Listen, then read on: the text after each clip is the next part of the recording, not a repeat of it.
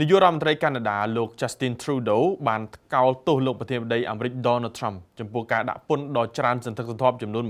25% មកលើប្រទេសកាណាដានិងបានហៅសកម្មភាពនេះថាជារឿងល្ងីល្ងើយោងតាមការចុះផ្សាយដោយសារព័ត៌មាន BBC កាលពីថ្ងៃអង្គារបានឲ្យដឹងថាជាការឆ្លើយតបមេដឹកនាំកាណាដារូបនេះបដិញ្ញានឹងប្រយុទ្ធជាមួយនឹងសង្គ្រាមពន្ធអាមេរិកដល់ទីបញ្ចប់ដើម្បីការពារសេដ្ឋកិច្ចកាណាដាជាមួយនឹងការប្រកាសដំឡើងពន្ធសងសឹកលើទំនិញនាំចូលពីអាមេរិកវិញវិធានការសងសឹករបស់កាណាដារួមមានការដាក់ពន្ធ 25% វិញនៅលើទំនិញនាំចូលមកពីអាមេរិកដែលមានតម្លៃសរុបរហូតដល់ទៅ $107,000 លាននៅក្នុងនោះពន្ធទំនិញដែលមានតម្លៃ $20,000 លាននឹងចូលជាធរមានភ្លាមខណៈដែលពន្ធលើផលិតផលអាមេរិកមានតម្លៃ $86,000 លានទៀតនឹងចាប់អនុវត្តនៅក្នុងរយៈពេល 21 ថ្ងៃក្រោយ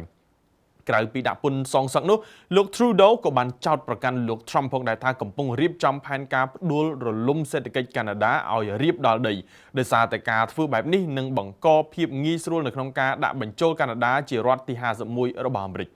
ជាការឆ្លើយតបលោក Trump បានគំរាមតបទៅវិញថាប្រសិនបើប្រទេសទាំង3នេះហ៊ានដាក់ពន្ធសងសឹកមកលើអាមេរិកវិញនោះ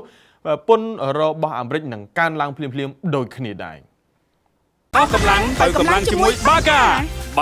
លើកពីភេសជ្ជៈបើកម្លាំង